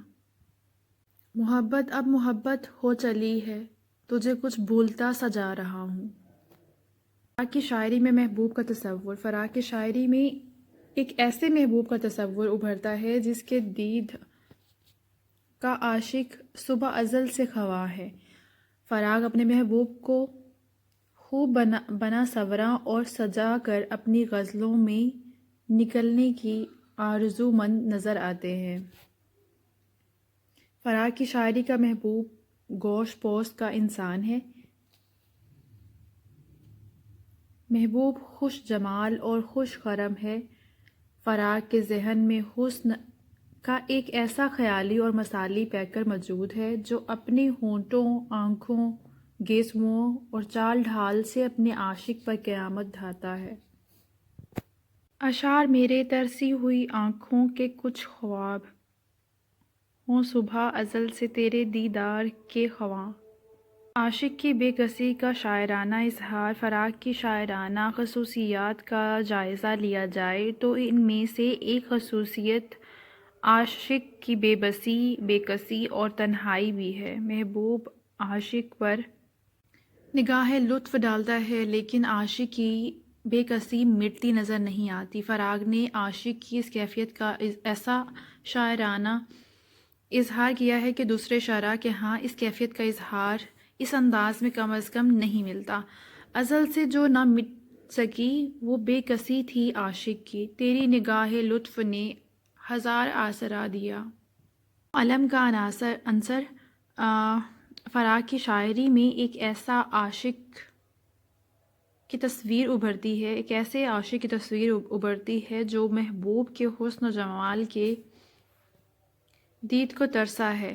اس کی ترستی ہوئی آنکھوں میں کچھ خواب جھلکتے ہیں، لیکن جب یہ خواب حقیقت میں تبدیل نہ ہو سکے اور وصال کے سپنے بکھر گئے تو عاشق کے حصے میں درد و غم ہی رہا۔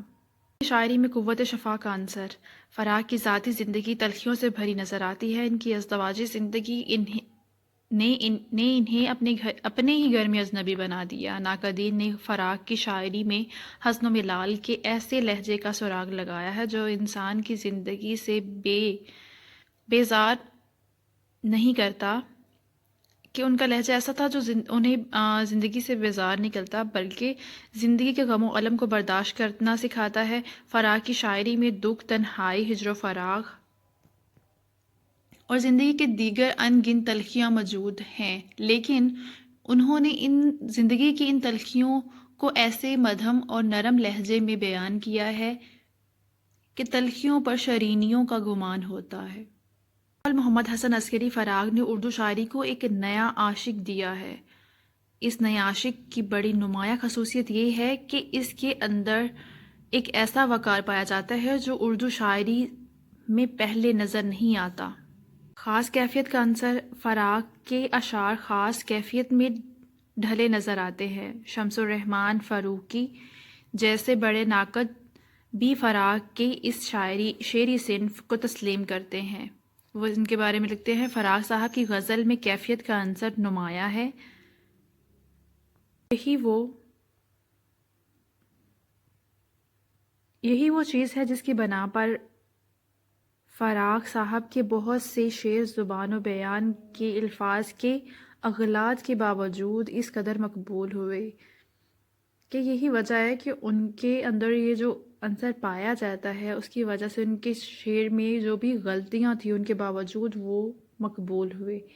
اس سب کے باوجود یہ کیفیت ہی ہے جو فراق صاحب کے شعر کو الفاظ کو اس تنگ آبجو میں غرق ہونے سے کبھی کبھی محفوظ رکھتی ہے۔ ایک دفعہ پھر پڑھ دیتی ہوں اس کو۔ فراق صاحب کی غزل میں کیفیت کا عنصر نمایاں ہے۔ یہی وہ چیز ہے جس کی بنا پر فراق صاحب کے بہت سے شعر زبان و بیان کے الفاظ کے اغلاط کے باوجود اس قدر مقبول ہوئے۔ اس سب کے باوجود یہ کیفیت ہی ہے جو فراق صاحب کے شعروں کے الفاظ کو اس تنگ آبجو میں غرق ہونے سے کبھی کبھی محفوظ رکھتی ہے۔ Thank you for watching. اللہ حافظ۔ اردو پارٹ 2 میں ہے۔ مجید امجد، حالات زندگی، اداس لمحوں، اداسی شاموں اور آفاقی دکھوں کا شاعر۔ مجید امجد کی درد مندی۔ مجید امجد ایک منفرد شاعر۔ مجید امجد کا تصور وقت۔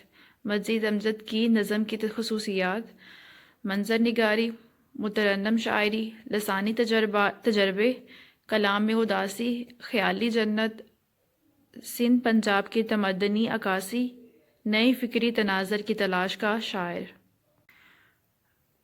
ان کی حالات زندگی دیکھتے ہیں۔ مجید امجد 29 جون 1914 کو میاں علی محمد کے گھر پیدا ہوئے۔ مجید امجد ابھی چھوٹے ہی تھے کہ ان کے والد میاں علی محمد نے دوسری شادی کر لی۔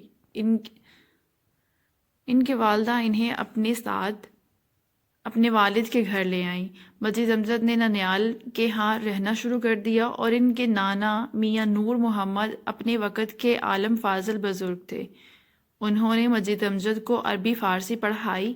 ایک تو مجید امجد والد کی زندگی میں ہی یتیم ہو گئے، دوسرے ان کی اپنی شادی بہت جلد ہوئی جو کہ ماموزاد سے ہو گئی تھی۔ یہ شادی کامیاب نہ ہو سکی۔ مجید امجد نے انٹر تک جنگ میں تعلیم حاصل کی، بعد میں اسلامیہ کالج لاہور سے BA کیا۔ بچپن ہی سے شعر گوئی کی طرف مائل ہو گئے۔ ایک نیم سرکاری رسالے عروج کے ایڈیٹر رہے۔ ساہیوال میں ملازمت کے سلسلے میں 29 سال مقیم رہے۔ ان کی زندگی میں ان کا ایک ہی شعری مجموعہ شب رفتہ شائع ہوا۔ بالآخر 11 مئی 1974 کو مجید امجد کی وفات ہوئی۔ ان کے جنازے میں کوئی ادیب، کوئی شاعر اور ملاح شریک نہ تھا۔ بہت کم لوگوں نے ان کے نماز جنازہ پڑھی۔ اداس لمحوں، اداس شاموں، آفاقی دکھوں کا شاعر۔ مجید امجد کی شاعری میں گہرا دکھ اور قرب نمایاں ہے۔ مجید امجد بچپن میں ہی وہ اپنے والد کے پیار سے محروم ہو گئے تھے۔ ان کی پہلی شادی جو تھی وہ بری طرح ناکام ہوئی اور اولاد سے محروم تھے۔ انہیں اپنا ارد گرد کا جو ماحول تھا وہ منافقانہ اور مکارانہ رویوں سے بھرا ہوا لگتا تھا۔ میر تقی میر نے کہا تھا، تمام عمر میں ناکامیوں سے کام لیا۔ اسی طرح مجید امجد کی زندگی بے ناکامیوں اور نامرادوں اور محرومیوں پر مبنی تھی۔ مجید امجد کی نظمیں پڑھتے ہوئے یہ احساس ہوتا ہے کہ اس کائنات میں جو کچھ ہے فنا ہو جانے والا ہے۔ ان کے مطابق یہاں کسی شے کو دوام حاصل نہیں ہے، زندگی بے حاصل ہے اور انسان ازل ہی سے دکھ جھیلتا آیا ہے۔ مجید امجد اس دنیا کو اپنا مرکز کہتے ہیں۔ وہ کہتے ہیں کہ یہاں بھی اندھیرا ہے، وہاں بھی اندھیرا ہے، یہ دنیا ہے میری کہ مرکز ہے میرا، یہاں بھی اندھیرا وہاں بھی اندھیرا۔ یہ نوٹس جلدی میں لکھے گئے ہوتے ہیں اور سم ٹائم مجھے پڑھتے ہوئے کچھ تلفظ میں غلطی کر جاتی ہوں اور اس کے لیے سوری۔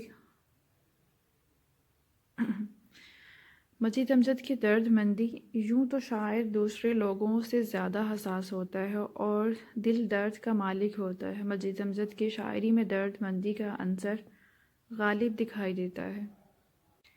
ان کی درد مندی کا دائرہ نباتات، حیوانات، پھولوں اور بچوں تک پھیلا ہوا ہے۔ مجید امجد اتنے حساس شاعر ہیں کہ ان کے سامنے درخت کٹ جائے، کوئی چونٹی پاؤں تلے آ جائے، کوئی بچہ حادثے کا شکار ہو جائے، کسی پرندے کو زخمی کیا جائے، وہ اس دکھ کو اپنا دکھ سمجھ کر محسوس کرتے ہیں۔ مجید امجد نے اپنی نظم بن کی چڑیا میں اپنی تنہائی کا دکھ بیان کیا ہے۔ دل نے ایک ایک دکھ سہا تنہا، انجمن انجمن رہا تنہا۔ مجید امجد ایک منفرد شاعر۔ مجید امجد کی شاعری کا کمال یہ ہے کہ افسانے کی طرح کہیں سے ان کی نظم کا آغاز ہوتا ہے، پھر کہانی کی مانند نظم آگے بڑھتی ہے، پھر کشمکش شروع ہوتی ہے اور نظم کا نقطہ عروج آتا ہے۔ اس کے بعد نظم اپنے انجام کی طرف بڑھتی ہے اور بعض اوقات نظم آخری لائن میں واضح ہوتی ہے۔ یہی مجید امجد کی انفرادیت ہے۔ مجید امجد کا تصور وقت۔ مجید امجد نے وقت کو آفاقی اور کائناتی جہت میں دیکھنے کی کوشش کی ہے۔ وقت ان کی شاعری کا ایک اہم اور بنیادی موضوع ہے۔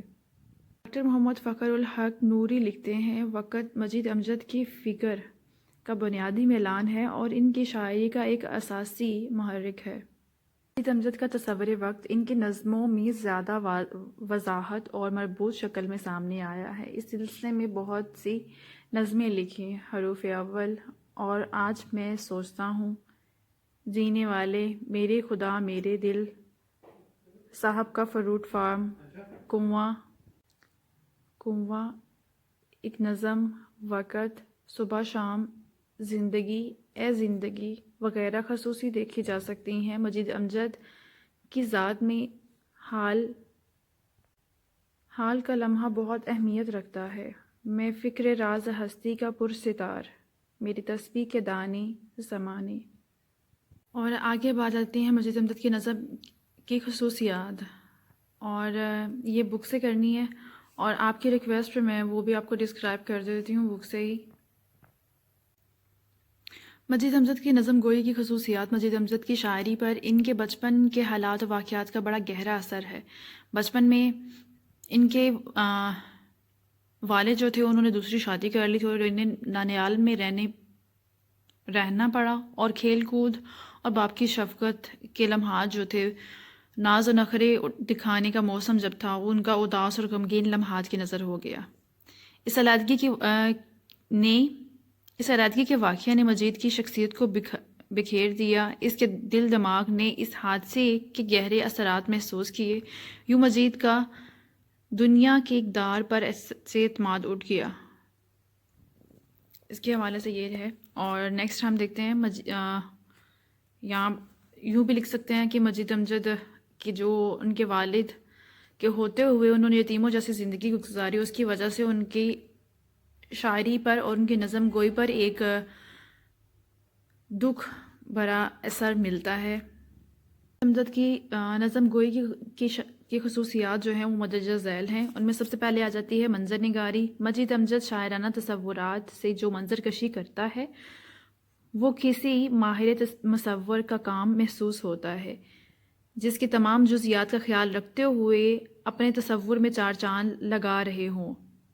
مجید کے سامنے الفاظ صف باندھے کھڑے ہوتے ہیں، گویا الفاظ خود بول کر مجید سے منظر کشی کرواتے ہیں، اور اس کے لیے چند اشعار ملاحظہ کریں گے ان کی نظم کے طلوع فرض کے، جو کہ وہ یہ ہیں۔ نیکسٹ دیکھتے ہیں، مترنم شاعری۔ مجید امجد کی نظم میں موتی آہنگ پوری آن بان سے موجود ہے۔ ان کے کلام کا جب مطالعہ کریں تو قاری صوتی اثرات سے اپنے آپ کو بچا نہیں سکتا، یعنی کہ ان کی شاعری ایسی ہے کہ وہ الفاظ جو ہیں وہ موسیقی کا ایک رنگ جو ہے وہ پیدا کر دیتے ہیں۔ وہ ماہر موسیقار کی طرح الفاظ کے ہارمونیم کو بجاتے ہیں، جس سے الفاظ سے خود بخود موسیقی پیدا ہوتی ہے۔ ذہن کے پردے موسیقی کی لہروں کی آواز سے گونجنے لگتے ہیں، اور اس کے لیے مظاہرہ کرتے ہیں ان اشعار کا، جو کہ میں ریڈ نہیں کروں گی۔ لسانی تجربے۔ مجید نے اپنی شاعری میں کئی لسانی تجربے بھی کیے ہیں۔ ان کے ہاں پنجابی، ہندی، فارسی الفاظ کی ترکیب کثرت سے ملتی ہے۔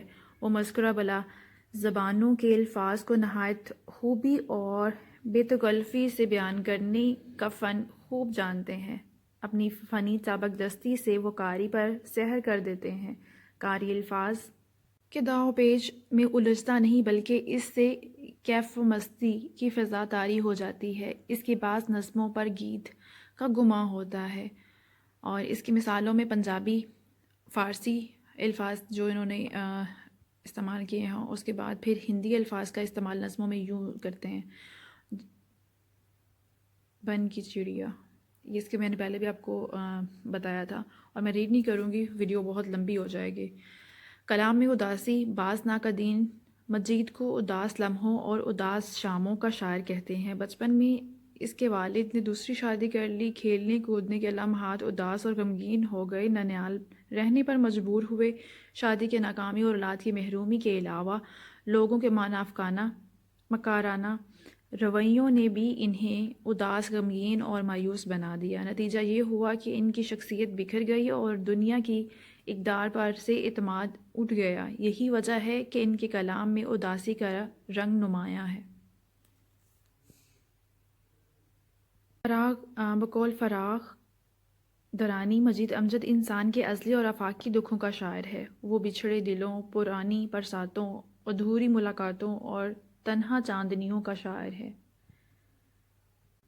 خیالی جنت، مجید کی شاعری میں ایک خیالی جنت بھی ہے جس میں شاعر کے ذہن میں انسانی برتاؤ، ملنا جلنا، فطرت سے انسانوں کی ملاقات کا ایک بڑا معصوم سا تصور موجود ہے۔ اس خیالی جنت میں شاعر بچے کی طرح داخل ہوتا ہے۔ شاعر کے اس معصوم تصور کو جب ٹھیس لگتی ہے تو وہ شاعر معصومیت کی تلخیوں کے ہاتھوں موئی ہوئی بلکتی ہوئی نظر تو آتی ہے، لیکن اس خیالی جنت کا تصور بھی آنکھوں سے اوجھل نہیں ہوتا۔ شاعر کو مظاہر فطرت اس آب و گل میں نظر آتے ہیں، کومل سا مسکراتا ہوا مشک بار پھول، پروردگار عشق کا یہ بے زباں رسول۔ وہ دیکھ پو پھوٹی کٹی رات اضطراب کی، اچھلی خط افق سے صراحی اس شراب کی۔ سندھ پنجاب کی تمدنی عکاسی، مجید کے نظموں کا بنیادی ماحول پنجاب کے مشہور نظام آبپاشی کے اطراف میں پھیلا نظر آتا ہے۔ کنویں، ریت، کپاریاں، فصلیں، نالے، نہریں وغیرہ کے الفاظ کثرت سے مجید کی نظموں میں پائے جاتے ہیں۔ کسی دوسرے شاعر کے ہاں ایسی تمدنی کیفیت بہت کم نظر آتی ہے۔ بقول سہیل احمد، وادی سندھ کی صدیوں پرانی تمدن کے کئی رخ مجید امجد ان کی نظموں کے لیے خام مواد فراہم کرتے ہیں۔ نئی فکری تناظر کی تلاش کا شاعر، مجید نئی فکری تناظر کی تلاش کا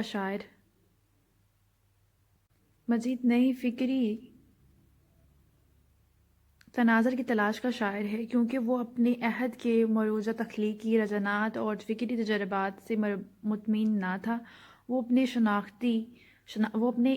شناخت کے لیے کسی نئی دنیا کی تلاش میں رہتا تھا۔ اس کے لیے یہ اشعار ہیں۔ Thank you for watching. اللہ حافظ۔ اور کچھ ہیڈنگز ہوتی ہیں جن کو آپ نے فنگر ٹپس پہ یاد کرنا ہوتا ہے۔ جب آپ کو یہ یاد ہو جائیں گی تو اس کے بیچ کا مواد بھی جو لکھنا ہے وہ آپ سننے کے بعد ایزیلی آپ لکھ سکتے ہیں۔ ناؤ وداؤٹ ٹائم ضائع کیے ہم اپنا کوشچن سٹارٹ کرتے ہیں۔ محمود نظامی نظرنامہ سفر نامے کی روایت۔ نظرنامہ کا ادبی مقام، محمود نظامی کا اسلوب نگارش، فلیش بیک کا استعمال، تخیل آفرینی، منظر کشی، دلچسپ واقعات، جزائیت نگاری، شگفتگی، جدت، ڈرامائی انداز، اچھوتا اسلوب، تجسس کا عنصر۔ یہ اس کے ہیڈنگز ہیں 14، اور آئیے اب ان کو ڈسکرائب کرتے ہیں۔ محمود نظامی نظرنامہ محمود نظامی کا ایک مشہور و مقبول سفر نامہ ہے۔ یہ 1952 میں کیے جانے والے سفر کی کہانی ہے جو انہوں نے بیرون ممالک کی نشرگاہوں کا مشاہدہ اور مطالعہ کرنے گئے تھے۔ اس میں ان کی یادداشتوں کے 5 مضامین ہیں، جن میں بازار مصر، روم نامجا، برصغیر لندن، شب طلوع پیرس اور میکسیکو شامل ہے۔ محمود نظامی کو 1952 میں یونیسکو کی وساطت سے یورپ، امریکہ، مصر، لبنان، اٹلی، سوئٹزرلینڈ اور برطانیہ اور کینیڈا، میکسیکو جانے کا اتفاق ہوا۔ انہوں نے ان ممالک کے سفر کے دوران میں جو کچھ دیکھا اور محسوس کیا اسے نظرنامے میں تحریر کیا۔ اس میں مصنف کے احساسات، جذبات بھی قاری کے دل کو چھوتے ہیں۔ سفرنامہ کے دباچہ میں بقول محمود نظامی، میں کسی سے داد حاصل نہیں کرنا چاہتا، بلکہ جس طرح میں مختلف شہروں اور گلیوں میں خود کو ڈھونڈتا رہا ہوں، میں چاہتا ہوں کہ اس سفر میں آپ بھی مجھے نہ کھو دیں۔ سفر نامے کی روایت اردو کا سب سے پہلا سفر نامہ یوسف حسین کمبل پوش کا عجائبات فرنگ ہے جو پہلی مرتبہ 1846 اور پھر 1969 کو منظر عام پر آیا۔ اس میں انہوں نے انگلینڈ اور یورپ کے دورے کے بارے میں بیان کیا۔ یوسف کمبل پوش سے پہلے بھی اردو بولنے والے لوگ انگلستان جایا کرتے تھے، مگر کسی نے اپنی سیر و سیاحت کو سفر نامے کی شکل میں نہ ڈالا۔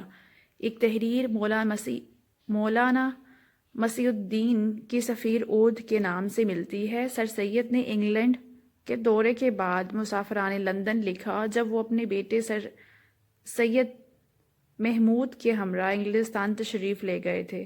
یہ سفر نامہ یوسف خاں کمبل پوش اور مولوی مسیح الدین کے سفر نامے سے فنی اعتبار سے آگے تھا۔ کالا پانی مولانا جعفر کا سفر نامہ ہے۔ مولانا شبلی جب اپنی کتابوں کے لیے تحقیقی مواد جمع کرنے کے لیے مصر، روم اور شام کے ممالک میں گئے تو انہوں نے سفر نامہ روم، مصر اور شام تحریر کیا۔ سر عبدالقادر نے 1920 کو مقام خلافت کے نام سے ایک سفر نامہ لکھا۔ اس سفر نامے میں استنبول کے حالات و واقعات نہایت خوبصورت انداز میں بیان کیے گئے ہیں۔ یہ تو ہوگی سفر نامے کی ہسٹری اور اس کی روایت، جس کو برقرار رکھتے ہوئے آگے انہوں نے سفر نامہ لکھا محمود نظامی نے۔ نظر نامہ کا ادبی مقام۔ قیام پاکستان کے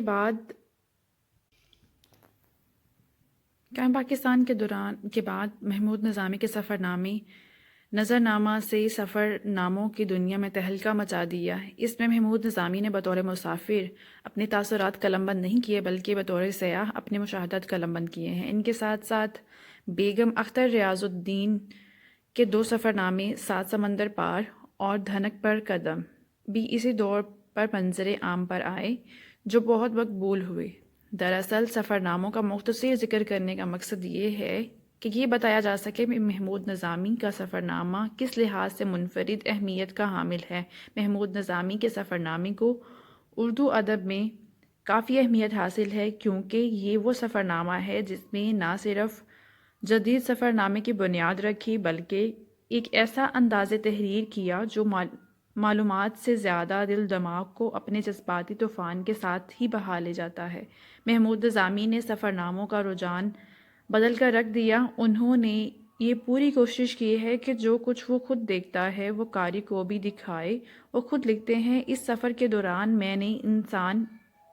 میں انسان زیادہ مقامات کو زیادہ سہولتوں و تفصیل سے دیکھ سکتا ہے اور تفصیل سے دیکھ سکتا ہے۔ میں لندن میں تھا تو بار پاراؤں کے باوجود گھنٹوں پیدل چلتا۔ نیو یارک میں بھی میرا یہی معمول تھا۔ برف، بارش، سالہ باری اور تیز ہواؤں کے باوجود اس کے بازاروں اور سڑکوں پر دلچسپی کی چیزوں کو دیکھتا دور نکل جاتا۔ تو محمود نظامی کی اسلوب نگارش، اس میں کوئی شک نہیں کہ محمود نظامی کا اسلوب افسانوی ہے، لیکن وہ تحریکی حقائق سے نظریں چرا کر محض افسانوی فضا میں گشت نہیں کرتے، یعنی کہ صرف وہ افسانوی انداز میں نہیں لکھتے بلکہ جو تاریخی واقعات ہیں ان کی صداقت کو بھی بیان کرتے ہیں، اور ان کے سفر نامے کو پڑھ کر محسوس ہوتا ہے کہ یہ سفر نامہ ادیب کے خارج اور داخل کا سفر ہے۔ محمود نظامی کے سفر نامے کے اسلوب نگارش میں کئی خوبیاں موجود ہیں جو درجہ ذیل ہیں۔ اس میں سب سے پہلے آ جاتی ہے فلیش بیک کا استعمال۔ فلیش بیک سے مراد یہ ہے کہ ڈرامہ نگار اپنے سامعین کو زمانہ حال سے زمانہ قدیم میں لے جاتا ہے اور ماضی کی بھولی بسری داستانوں کو جدت کے ساتھ دہرا کر قاری کو سبق آموز درس دیتا ہے اور اپنی قوت متخلہ سے دیکھتے ہوئے ہمیں اسی دور فرعون میں لے جاتا ہے جب مزدوروں کو کوڑے مار کر کام پر اکسایا جاتا تھا۔ نظر نامہ محمود نظامی کے تخیل کا ثمر ہے۔ جگہ جگہ مصنف اپنے تخیل کے زور پر اپنے قارئین کو ہزاروں سال پرانی ہزاروں سال پہلے واقعات، مقامات، عمارات کے مناظر دکھا دیتا ہے۔ محمود نظامی اسے سفر نامہ سے زیادہ مسافر نامہ قرار دیتے ہیں۔ محمود نظامی نے مختلف مقامات کی سیاحت کرتے ہوئے اپنے نقطہ نظر، اپنی پسندیدہ اشیاء اور شہروں کو اہمیت دی ہے۔ بقول محمود نظامی، یہ کتاب مصنف کی ذاتی آراء، یادوں اور پسند ناپسند پر مشتمل ایک مجموعہ ہے۔ منظر کشی نظرنامہ ایک ایسا سفر نامہ ہے جس میں ایک طرف تخیل کا زور نمایاں ہے اور دوسری طرف منظر کشی کمال کو پہنچی ہوئی ہے۔ محمود نظامی جس منظر کو بیان کرتے ہیں وہ جیتا جاگتا ہماری آنکھوں کے سامنے آ جاتا ہے۔ وہ منظر کے بیان کے لیے ایسے الفاظ کا انتخاب کرتے ہیں اور ایسے تشبیہات و استعارات کا استعمال کرتے ہیں کہ منظر نہایت واضح شکل کے ساتھ ہماری آنکھوں کے سامنے آ جاتا ہے۔ دلچسپ واقعات نظرنامہ دلچسپ واقعات سے بھرا پڑا ہے۔ قاری کی دلچسپی کے لیے کافی مواد ہے۔ محمود نے نظرنامہ میں قاری کو نہ صرف شہروں اور ملکوں کے بارے میں معلومات بہم پہنچائی ہیں بلکہ شہروں اور ملکی تمدنوں کے بارے میں کافی دلچسپی معلومات ہیں۔ یہ لوگ گھر بیٹھ کر اٹلی، وینس، قاہرہ اور نیو یارک کے بارے میں جاننا چاہتے ہیں۔ ان کے لیے نظرنامے میں کافی مواد ہے۔ محمود نے عام لکھاری کی طرح پھلوں سبزیوں کے بھاؤ کے بارے میں نہیں بتایا بلکہ وہاں کی مروجہ روایتوں اور زیر بحث لا کر قاری کے لیے دلچسپ موازنہ نظرنامہ میں شامل کیا ہے کہ وہ عام لکھاری کی طرح پھلوں اور سبزیوں کے بھاؤ کے بارے میں بات نہیں کرتے بلکہ وہاں میں جو روایات ہیں ان کو زیر بحث لا کر موازنہ کر سکے قاری اس کے لیے پیش کرتے ہیں۔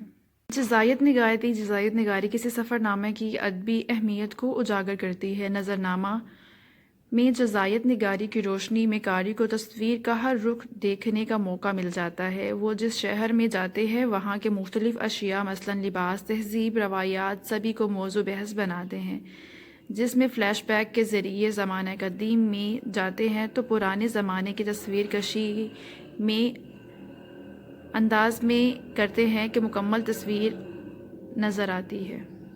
شگفتگی محمود نظامی کے اسلوب نگارش میں بڑی خوبی ایک شگفتگی بھی ہے۔ وہ ہر بات سنجیدگی سے کرتے ہیں۔ ان کے اسلوب میں دلچسپی کے عناصر کے ساتھ ساتھ الفاظ کی خوبصورتی بھی نظر آتی ہے، محاورات کی دل فریبی ہے، معاملہ بندی ہے اور مرکہ نگاری ہے اور تشبیہ استعارہ کا دلکش ترکیب کا استعمال ہے۔ ان کی تحریروں میں روانی سلاست ہے جس سے اسلوب شگفتہ ہو گیا ہے۔ قاری کسی بھی مرحلے پر اکتاہٹ، بوریت محسوس نہیں کرتا۔ بقول صابر کیفی، مصنف کا ذوق جمال اور حسن نظر ہے کہ جس نے نظر نامے کو انتہائی دلکش تصویر کا ایک لاجواب مرکہ بنا دیا۔ نظر نامہ شروع سے آخر تک ایک مرثاء صنف ہے۔ جدت محمود نظامی کو سفر نامے میں نئے اسلوب اور نئے لہجے کو متعارف کرانے کا شرف حاصل ہے جس کا اثر آج کے سفر ناموں میں بھی دیکھا جا سکتا ہے۔ اس سفر نامے میں تجسس کا عنصر بھی پایا جاتا ہے، حالانکہ یہ عنصر زیادہ تر افسانوں یا ناولوں میں ہوتا ہے۔ بہرحال محمود نظامی اپنے سفر نامے کو کہانی کا روپ بھی دیتے ہیں اور اس بات کا خاص خیال رکھتے ہیں کہ قاری سفر نامہ پڑھتے ہوئے کہیں دلچسپی نہ کھو دے۔ اس لیے وہ تجسس کو قائم رکھنے کے لیے قاری کو بھی اسے قدیم زمانے میں لے جاتے ہیں اور اسی عہد کی داستان اتنے دلچسپ انداز میں سناتے ہیں کہ قاری یہ بھول جاتا ہے کہ اس کا تعلق زمانہ حال سے بھی ہے۔ پھر اچانک وہ اپنے آپ کو زمانہ حال کی فضا میں دکھاتا ہے۔ محمود اس جدت کی بنا پر قاری کے جذبات سے کھیلتے ہیں۔ وہ انسانی فطرت کی نفسیات کو سمجھتے ہیں اور قاری کو اپنے ساتھ ساتھ لیے پھرتے ہیں۔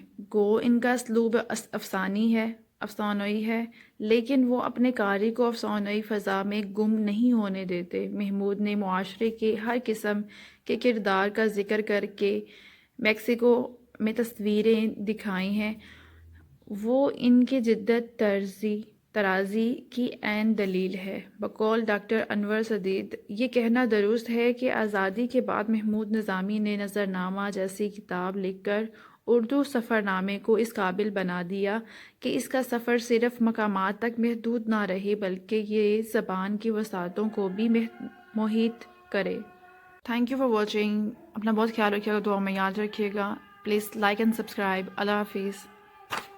خواجہ حیدر علی آتش بک ہے آپ کی کلاسیکل شاعری، پیدائش، ابتدائی زندگی، تلواریے، آتش کے شاگرد، آتش کی تصانیف، آتش کی شاعری کے محاسن، آتش نوائی، صفائی زبان، قوت تخیل، رجائیت، انفرادیت، تشبیہ استعارہ، محاکات نگاری، تصویری رجحان، قلندرانہ مزاج، رجائیت، آتش لکھنوی تابستان کا نمائندہ۔ یہ اس کے پوائنٹس ہو گئے ہیں۔ دین اس کوشچن میں آپ نے جو شعر ایڈ کرنے ہیں ان کو ایک جگہ پہ اکٹھا لکھا گیا ہے۔ بدلتا ہے رنگ آسمان کیسے کیسے، آسماں کیسے کیسے، ہمارے بھی ہیں مہرباں کیسے کیسے، بڑا شور سنتے تھے پہلو میں دل کا، جو چیرا تو ایک قطرہ خون کا نہ نکلا، کسی نے مول نہ پوچھا دل شکستہ کا، کوئی خرید کے ٹوٹا پیالہ کیا کرتا، شب وصل تھی چاندنی کا سما تھا، بغل میں صنم تھا اور خدا مہرباں تھا۔ باقی آپ دیکھ لیں یہ والے شعرز جن کو میں نہیں ریڈ کروں گی ویڈیو لمبی ہونے کے ڈر سے، جسے اپلوڈ کرنے میں پھر مشکل ہوتی ہے۔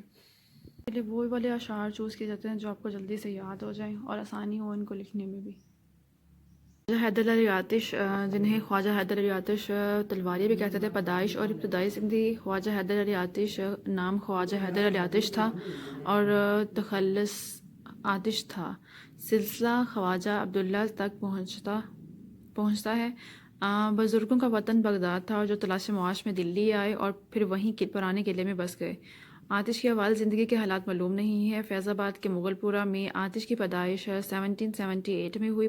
بچپن گزرا ہی نہیں تھا کہ باپ کا سایہ سر سے اٹھ گیا۔ کوئی سرپرست نہیں تھا، اس لیے بانکو کی صحبت میں جا پڑے اور سپاہی بن گئے۔ بانکو جو تلوار بازی جانتے ہیں ان کو بولتے ہیں۔ 1805 کے آس پاس آتش لکھنؤ آئے اور مصحفی کے بقول اس وقت ان کی عمر 19 سال تھی اور وہ اردو فارسی دونوں میں شعر کہا کرتے تھے۔ میر و مرزا کا دور ختم ہو چکا تھا، انشا اور مصحفی کا دور اپنے شباب پر تھا۔ آتش نے شعر گوئی میں اپنے استاد کے طور پر مصحفی کا انتخاب کیا، لیکن آپسی اختلافات کی وجہ سے ان سے اصلاح لینی چھوڑ دی اور آزادانہ شعر گوئی اختیار کر لی اور ایسی مشق بہم پہنچائی کہ خود صاحب طرز ہو گئے اور لکھنؤ دابستان کے مماروں میں شمار ہو گئے۔ صاحب گل رنا کے مطابق ابتدا میں انہوں نے محلہ مادو لال کی چڑھائی میں ایک معمولی مکان میں سکونت اختیار کر لی، لیکن بعد میں سرائے معلہ خان کے ایک ٹوٹے پھوٹے مکان میں چلے گئے اور یہیں 71 سال کی عمر میں انتقال ہوا۔ بادشاہ کے ہاں سے انہیں 80 روپے ماہانہ ملتے تھے، بقول آزاد 15 روپے گھر میں دیتے تھے اور باقی غربا مساکین میں تقسیم کر دیتے تھے۔ محمد خان کے ہاں سے بھی انہیں 25 روپے ماہانہ ملتے تھے، لیکن دریا دلی کے باعث وہ بھی ناکافی ہوتے تھے اور اکثر فاقے کی نوبت بھی آ جاتی تھی۔ تلواریے خواجہ حیدر علی آتش کے والد بچپن ہی میں فوت ہو چکے تھے، کوئی سرپرست نہیں تھا، اس لیے بانکوں میں صحبت جا پڑی جو تلوار بازی کرتے تھے ان میں، اور سپاہی بن گئے اور پھر تمام عمر اسی انداز میں بسر کی۔ مغل بچوں کی صحبت میں تیغ زنی اچھی آ گئی، بات بات پر تلوار کھینچ لیتے تھے، کم سنی میں تلواریے مشہور ہو گئے، اسی لیے ان کو خواجہ حیدر علی آتش تلواریے بھی کہتے ہیں۔ آتش کے شاگرد ان میں جو ان کے مندرجہ ذیل ان کے شاگرد ہیں ان میں سے ہیں رن، صبا، خلیل، نسیم، نواب اور مرزا وغیرہ۔ آتش کی تصانیف جو 3 دیوان یادگار انہوں نے چھوڑے ہیں وہ ہم دیکھتے ہیں۔ منتخبات عالم، تنویر الاشعار اور نظم منیر۔ آتش کی شاعری کے محاسن جو کہ مندرجہ ذیل اوصاف کی مدد سے کیا جا سکتا ہے۔ آتش نوائی بعض ناقدین لکھتے ہیں کہ آتش کے کلام میں گرمی بہت ہے۔ یہ اصطلاح غالباً تخلص کی رعایت سے استعمال کی گئی ہے۔ آتش کا دور سیاسی خلفشار اور ذہنی انتشار اور تلخی حالات کا شکار تھا۔ آتش ایک حساس شاعر تھے، اس لیے غم زمانہ اس کے اشعار میں نمایاں نظر آتا ہے۔ صفائی زبان، آتش کی زبان صاف، سادہ، بے تکلف تھی، اس لیے ان کی شاعری کو سمجھنے میں کوئی مشکل پیش نہیں آتی۔ خواجہ آتش بھی اپنی صفائی زبان پر رشک کرتے ہوئے نظر آتے ہیں۔ بدلتا ہے رنگ آسماں کیسے کیسے، ہمارے بھی ہیں مہرباں کیسے کیسے۔ قوت تخیل، آتش اپنے زور تخیل سے شعر میں رنگینی پیدا کرتے ہیں۔ ہر شعر سماع پر خوشگوار اثر کرتا ہے۔ ان کا مطالعہ چونکا دینے والا ہوتا ہے اور اس کے بعد کا ہر شعر، مطالعہ جو پہلا شعر ہوتا ہے وہ والا اس کو کہتے ہیں، ہر شعر قیامت ڈھاتا ہے۔ شب و وصل تھی، چاندنی کا سماں تھا، بغل میں صنم تھا، خدا مہرباں تھا۔ انفرادیت، آتش کی غزل کا رنگ دوسرے شعراء سے منفرد ہے۔ آتش نے غزل کو نیا لہجہ دیا اور اس کی انفرادیت اس کا سب سے بڑا ثبوت یہ ہے کہ اس کی کئی اشعار اور مصرے ضرب المثال بن کر روزمرہ میں شامل ہو گئے، یعنی کہ ان کے جو محاوروں کے طور پر ان کے اشعار بولے جانے لگے۔ بڑا شور سنتے تھے پہلو میں دل کا، جو چیرا تو ایک قطرہ خون نہ نکلا۔ تشبیہ استعارہ، آتش نے اپنی شاعری میں تشبیہ استعارے کا بھی استعمال کیا ہے۔ آتش نے اپنی شاعری میں تشبیہ استعارے کا بھی استعمال کیا ہے۔ شاعر اپنے معمولی دعووں کو ثابت کرنے کے لیے تشبیہ کا سہارا لیتے ہیں۔ محاکات نگاری، کسی چیز کے حالات کو بیان کرنے کے انداز کو محاکات کہتے ہیں۔ یہ تصویر کشی مادی اشیاء، جذبات دونوں کی ہوتی ہے۔ آتش کے کلام میں محاکات نگاری کی بہت سی مثالیں ملتی ہیں۔ تصویری رجحان، آتش کی شاعری کے ایک نمایاں خصوصیت اس کا تصویری رجحان ہے۔ وہ اپنے تخیل کے زور سے جیتی جاگتی تصویریں پیش کرتے ہیں۔ قلندرانہ مزاج، آتش نے لکھنؤ جیسے عیش پسند ماحول میں بھی خودداری اور توکل قناعت کا دامن نہ چھوڑا۔ دنیاوی آسائشوں کو چھوڑ کر قلندرانہ انداز سے زندگی بسر کی۔ اس کی شخصیت میں جو مردانگی اور قوت تھی، اس کا عکس شاعری میں بھی جا بجا ملتا ہے۔ آتش کے کلام میں رجائیت پائی جاتی ہے۔ ان کی شاعری میں غم و درد نہیں بلکہ مسرت کے جذبات پائے جاتے ہیں۔ وہ زندگی میں آتش کے کلام میں رجائیت پائی جاتی ہے اور ان کی شاعری میں غم و درد نہیں بلکہ مسرت کے جذبات پائے جاتے ہیں۔ وہ زندگی میں نا امیدی ہی نہیں اور نہ صرف تاریک پہلوؤں کی طرف متوجہ ہیں بلکہ زندگی کے روشن پہلوؤں کی طرف بھی ان کی نظر ہے۔ لاسٹ پوائنٹ ہے آتش لکھنؤ دابستان کا نمائندہ۔ اس میں آپ یہ لکھیں گے کہ آتش کی جو شاعری ہے وہ لکھنؤ دابستان کا نمائندہ ہے، اور اس سے ان کا عکس اور اس ٹائم کی جو ان کی زندگی ہے اس کا عکس نظر آتا ہے ان کی شاعری میں۔ تھینک یو فار واچنگ، اللہ حافظ۔ ٹاپک ہے آپ کا قرۃ العین حیدر، آخری شب کے ہمسفر، اور اس میں جو ٹاپک ایڈ کرنے ہیں وہ آپ کے 6 ٹاپک ہیں۔ آئیے ان کو دیکھتے ہیں۔ حالات زندگی، پلاٹ، کردار نگاری، اور کردار نگاری میں آپ نے 5 کردار جو ہیں ان کو آپ نے ان کے بارے میں لکھنا ہے، اور ان میں ہے دیپالی سرکار، ریحان الدین، جہاں آرا، یاسمین، عمر آئے۔ دین نمبر 4 پہ آ جاتا ہے منظر نگاری، اسلوب بیان، مکالمہ نگاری۔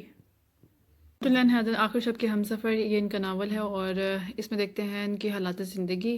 قرۃ العین حیدر 20 جنوری 1924 کو علی گڑھ میں پیدا ہوئیں۔ ادبی دنیا میں قرۃ العین حیدر کو اینی، مس حیدر، پوم پوم ڈارلنگ، قرۃ کے نام سے ہی پکارا جاتا رہا ہے۔ سید سجاد حیدر یلدرم، جو کہ اردو کے افسانہ نگار ہیں، قرۃ العین حیدر کے والد تھے۔ قرۃ العین حیدر والدہ کا نام نظر زہرا بیگم تھا، جو معروف مضمون نگار، ایڈیٹر اور ناول نگار تھیں۔ قرۃ العین حیدر 7 بہن بھائی تھے۔ 4 بہن بھائی بچپن میں ہی اللہ کو پیارے ہو گئے، اور دہرادوان سے انہوں نے ابتدائی تعلیم حاصل کی۔ میٹرک لکھنؤ اور BA از بیلا تھوبرن کالج لکھنؤ سے حاصل کیا. ایم اے انگریزی لکھنؤ یونیورسٹی سے کیا. آپ نے بہت سے ناول اور افسانے لکھے اور ایوارڈ حاصل کیے. آگ کا دریا کی اشاعت سے قرۃ حیدر کو بہت شہرت حاصل ہوئی. زیر نظر آخری شب کے ہمسفر کی اشاعت سے قبل قرۃ حیدر اردو ادب کو میرے بھی صنم خانے، آگ کا دریا جیسے ناول دے چکی تھی. قرۃ حیدر برصغیر پاک و ہند کی تہذیبوں، معاشروں اور طبقات کا بے حد شعور رکھتی تھی. انگریزی ادب سے بھی انہیں خاصا لگاؤ تھا، اس لیے ناول نگاری کی مختلف تکنیکوں سے بھی واقف تھیں. پلاٹ کہانی کا وہ خاکہ یا ڈھانچہ جس کے گرد حالات، واقعات اور جزئیات تفصیلات کا تانا بانا بنایا جاتا ہے، پلاٹ کہلاتا ہے. قرۃ حیدر کے ناول میں خیالات ایک تنظیم و ترتیب کی لڑی میں پروئے نظر نہیں آتے. آگ کا دریا بہت سی تہذیبوں، تحریکوں اور ادوار طبقات پر مبنی ہے. اس کے برعکس آخر شب کے ہمسفر کا مطالعہ کریں تو اس ناول کے پلاٹ میں دلچسپی اور تجسس جیسے عناصر پائے جاتے ہیں. قرۃ کی کردار نگاری. قرۃ حیدر کے ناول میں کردار کی کثرت دکھائی دیتی ہے. آخری شب کے ہمسفر میں کردار کی تعداد اچھی خاصی ہے. اس ناول میں مرکزی کرداروں کے ساتھ ساتھ ثانوی کردار کہانی کو آگے بڑھاتے نظر آتے ہیں. ان کرداروں کا تجزیہ پیش خدمت ہے. دیبالی سرکار، ریحان الدین، جہاں آرا، یاسمین، عمرائے. منظر نگاری. قرۃ حیدر جس جگہ، جس مقام یا جس قدرتی منظر کی تصویر کشی کرتی ہیں، اس میں جان ڈال دیتی ہیں. اپنے ناول میں وہ ایک ایک چیز کی تفصیل سامنے لاتی ہیں. بقول ڈاکٹر اختر پرویز، آخر شب کے ہمسفر فنی لحاظ سے ایک مضبوط ناول ہے. اس ناول میں ان کی قوت بیان نے بھی جادو جگایا ہے. اس ناول میں انسان کے اندر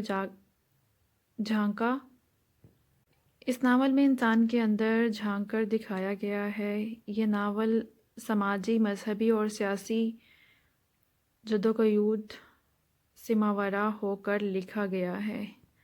یہ قرۃ حیدر کا بڑا اور بہترین ناول ہے.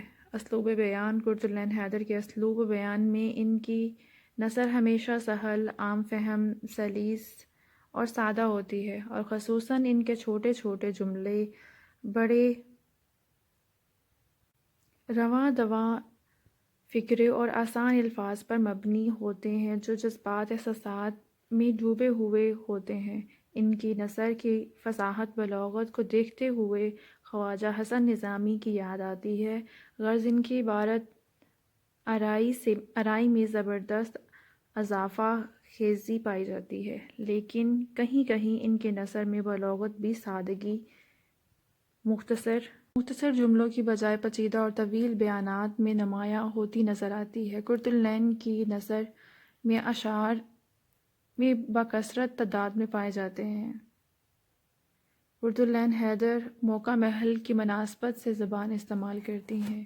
بقول پروفیسر حیدر اختر، خیال ہے کہ اردو فکشن میں اتنی جاندار اور معنی خیز نثر شاید ہی کسی اور نے لکھی ہو.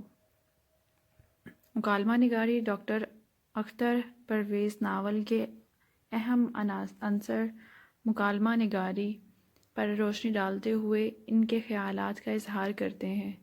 پلاٹ اور کردار نگاری کے بعد ناول کا تیسرا اہم عنصر مکالمہ نگاری ہے. جب ہم پلاٹ اور کردار نگاری کے جائزے کے بعد آخر شب کے ہمسفر کے مکالموں کا جائزہ لیتے ہیں تو یہ حقیقت سامنے آتی ہے کہ اس ناول کے مکالموں میں کردار کی شخصیت پوری طرح جھلکتی ہے. اگر کوئی جاہل یا گنوار گفتگو کرتا ہے تو مصنفہ اس میں ایسے الفاظ استعمال کرتی ہے کہ جو کردار کے طبقاتی پس منظر اور ذہنی سطح کے مطابق ہوتے ہیں. ان مکالموں میں لہجے میں تصابی اور دیہاتی ہوتا ہے۔ جب بلند ذہنی سطح کے کردار کسی مسئلے یا معاملے پر گفتگو کرتے ہیں تو ان مکالموں میں فکر کی گہرائی نظر آتی ہے۔ ان مکالموں میں الفاظ محض اظہار کا وسیلہ نہیں رہتے بلکہ اپنے ماحول اور کلچر کی نمائندگی بھی کرتے ہیں۔ Thank you for watching. اللہ حافظ۔